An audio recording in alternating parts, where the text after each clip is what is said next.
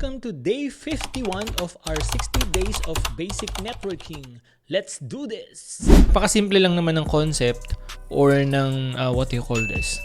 ng paggamit ng tinatawag nating access control list. So basically, it has some filtering mechanism ng mga packets natin. So fini-filter niya yung packets na dumadaan sa interface based on that ACL na nakaset up. Okay, so we configure an ACL through a router or layer 3 device o di kaya naman through a firewall.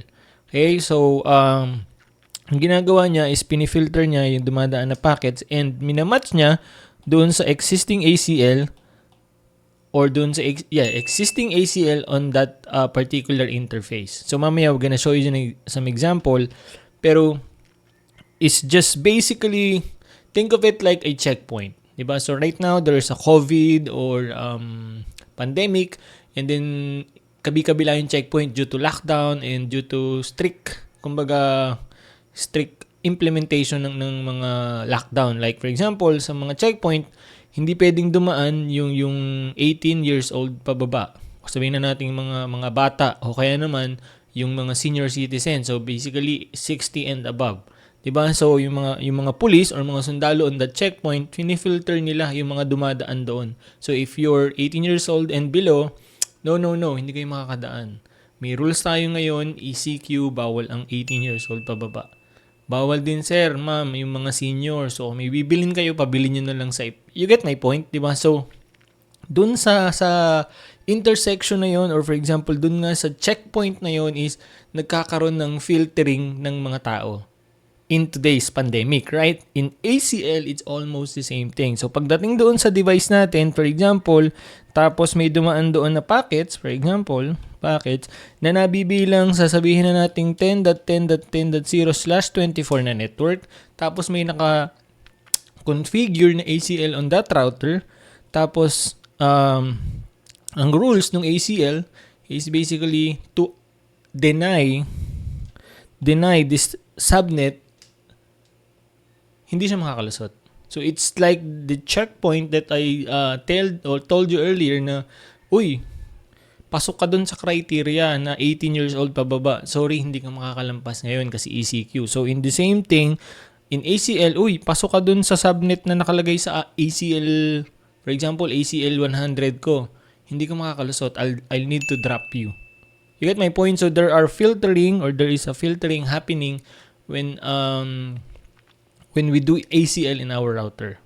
So, ganun lang yung rule niya. Now, in different types of ACL, hindi lang siya basta subnet. For example, in extended ACL, we also include source and destination ports, including the protocol. So, mamaya pag-uusapan natin yung different types of ACL. Pero, you are now getting the point, diba? So, i-check niya yung criteria and then minamatch niya dun sa existing ACL niya, and then kung ano yung actions na nakaset doon, for example, permit or deny, it will take that action. Does that make sense? Good. Okay? So, again, ang ginagawa niya is minamatch niya dun sa existing ACL or rules na nakaset sa kanya, and then either i-allowed niya or i-permit. Okay? So, yung allowed at permit, pareho lang pala yun. Okay? It's either i-permit or i-allowed niya or i-deny. Okay? So, you have to take care of this. Kasi, even if, for example, pinermit mo yung IP, for example, ipe-permit natin to, dadaan dun sa router. Okay, permit yan. Okay? And then there are other subnets, there are other IP addresses na meron pa sa network mo pero hindi mo sinama dun sa permit. Okay? Made-deny yun. Okay? Made-deny. Dahil si ACL, meron siyang tinatawag na implicit deny. Ibig sabihin, meron siyang invisible deny. Lahat ng hindi mo pinermit automatically will be denied at the end of the ACL. I'll repeat, there's an implicit or invisible deny in every ACL. Lahat ng hindi mo pinermit, lahat ng hindi mo pinermit will be denied at the end of every ACL. Just an important reminder kapag nag-i-implement ka ng ACL. So, going back dun sa example natin kanina, kung sa checkpoint, kung for example, si President Digong o kaya naman yung IATF nag-implement ng rule sa mga police na na ang makakalusot lang ay mga frontliners at saka mga ano pa ba? Mga police or sundalo. So, ang AETF bilang masunurin, for example, ang mga police, bilang masunurin, wala silang padadaanin kundi frontliners lang at saka sundalos, even though if you're 18 years old and above or 60 years old and above and so on and so forth, kung hindi ka police or sundalo, you'll be denied. You getting the point? So sa ACL natin, there's also an implicit deny at the end of every ACL. So meaning, kahit sabihin mo na tawag dito, kahit sabihin mo na hindi ka nakasama doon sa permit, actually talagang hindi ka mape-permit. You'll be denied. Kasi nga, meron siyang indivisible deny. Mamaya, I'll show you an illustration para talagang mas magets mo. Okay? So, that's basically, ang nangyari is, hep. I-check ko muna. Okay? Parang, check ko muna kung match kayo dun sa ACL na nakasetup sa akin. If you are into the permit category, I'll let you in. Kumbaga, I'll let you in or I'll let you pass through. Kung hindi, sorry, I'll need to discard or I need to deny you. Make sense? Very good. Okay? So, here's an example. Here's a simple illustration na ginagamit natin dun sa ebook. So, I'm not sure kung nabasa nyo na yung ebook, pero dapat nabasa nyo na. Lalo na kung you don't have any background sa networking. So, here's an example. So, here's our local area network. Okay? And then, we also have a payroll server here. So, given that it is a payroll server, ang naka-access lang dapat niyan itong HR natin. So, basically, we can implement an ACL here. As you can see here, ito yung ACL natin. Ang ACL natin, ACL inbound, ibig sabihin papasok sa kanya. And then, ang pinapermit niya is 10.10.1.0/24 or yung wildcard mask na 0.0.0.255. You already talked about this, diba? So, gumagamit din ng ACL ng wildcard mask, parang OSPF. So, as you can see here, meron tayong nakadeclare na ACL na pinapermit niya is 10.10.1.0/24, yung subnet ng HR.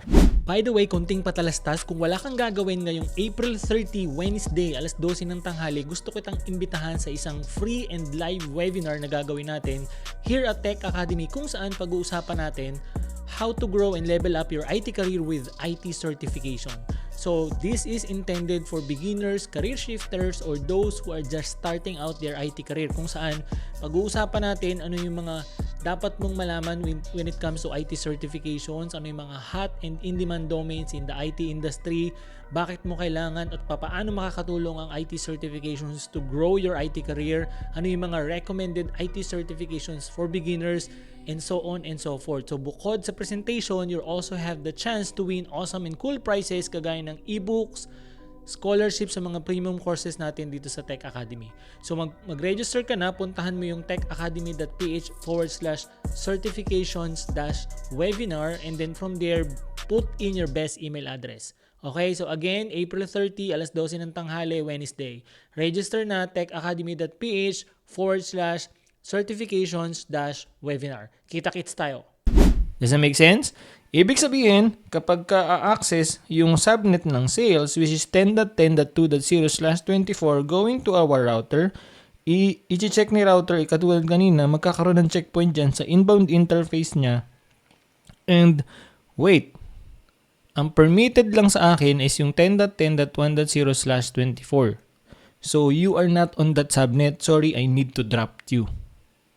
So, ganun din. Kapag nagkaroon ng connection or an engineering, for example, 10.10.3.0/24, trying to connect to that payroll server or to that router, for example, madadrop din kasi nga hindi siya part nung ina-allow or pine-permit ng ACL natin. Now, kapag of course, ang ma-access naman, galing sa HR, makakalusot siya. Ma-access niya yung payroll server kasi it belongs to the subnet na pina-permit ng ACL natin. You're probably asking, Sir Billy, bakit hindi nakakalusot yung sa sales at saka sa engineering, ang naka-permit naman ay HR lang? Right. Like what I've told you kanina, every ACL has an implicit or invisible deny. So, even if wala kayong nakikitang rules dyan para sa engineering at wala kayong nakikitang rules para sa sales, ang nakalagay lang naman, ang pinipermit lang natin is yung HR. So that means everything else will be denied. Make sense? Yun yung sinasabi natin na implicit or invisible deny in terms of ACL. So basically, kapag ang pinermit mo lang a certain subnet or certain IP tapos wala kang nilagay na ibang statements, for example, kung ano lang yung pinermit mo, yun lang talaga yung makakalusot. Every ACL has an implicit deny or invisible deny at the end. So we're good with this kind of illustration. So this time, in this scenario, wala tayong pinalulusot kundi yung HR subnet. So, how do we implement this in the real world? For example, meron kayong payroll server dun sa company nyo and then you implement VLANs, di ba? So, in your ACL, ang i-allow mo lang is yung mga VLANs or subnets nung mga talagang dapat maka-access dun sa payroll server. Like for example, accounting o kaya HR.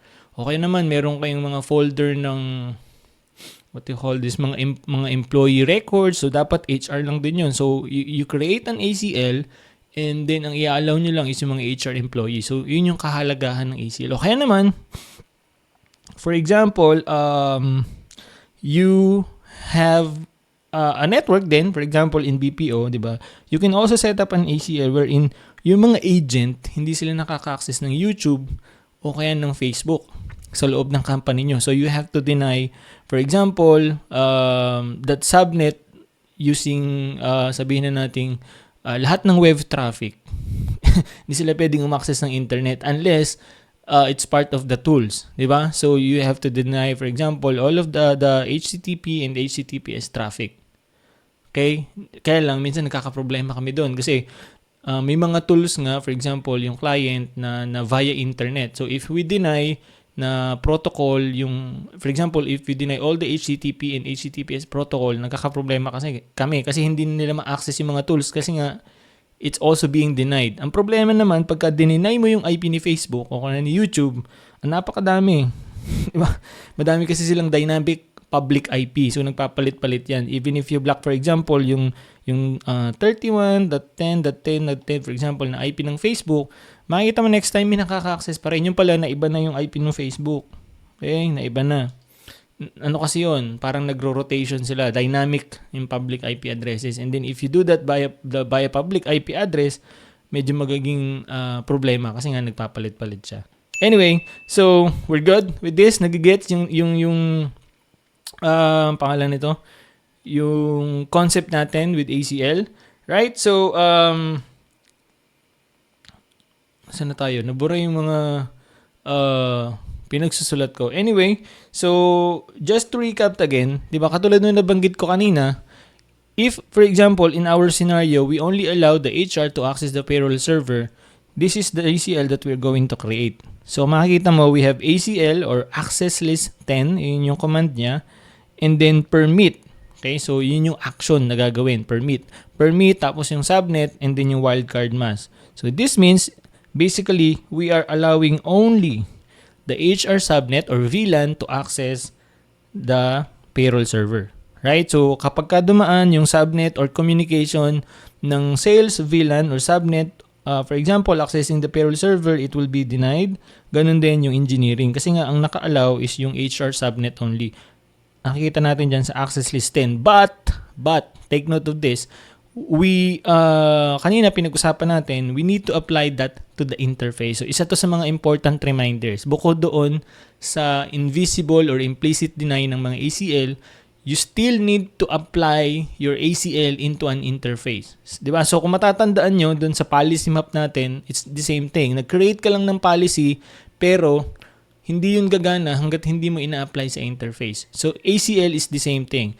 You need to apply that to an interface. So, makikita mo dito, pinasok ko yung interface Fast Ethernet 01 ni router. Okay, for example, ito yung router natin.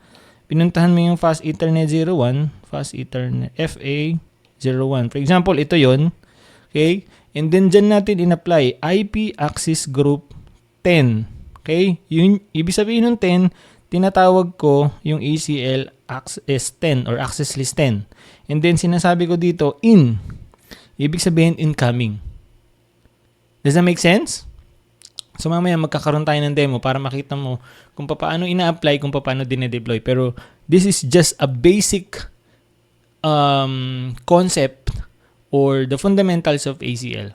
Okay, so we create the ACL on the configuration or global configuration itself. And then after that, kung gusto na nating i-apply, we need to apply that to an interface. So it's either incoming or outgoing. Make sense? Very good. Okay, so I hope by showing you these examples, by showing you these illustrations, mas naging madali yung pagkaintindi mo in terms of ACL. So in the next video, we're gonna talk about the different types of ACL that we can use. Kasi for example, this is a simple one. Ito yung tinatawag natin na standard ACL. You have the access list number, the action, and then the subnet or the source. Okay, kasi yung mga ganyan, as you can see, ang dinedeny lang niya or ang tinitingnan lang niya is the source. What if you also want to include the destination, including the ports, and so on and so forth? O kaya naman, ayaw mo gumamit ng 10, ang gusto mo ipangalan. Diba? So, we're gonna talk about the different types of ACL that we can use in our network in the next lesson. So, for now, understand that this is how ACL is being used and this is how ACL works in our network.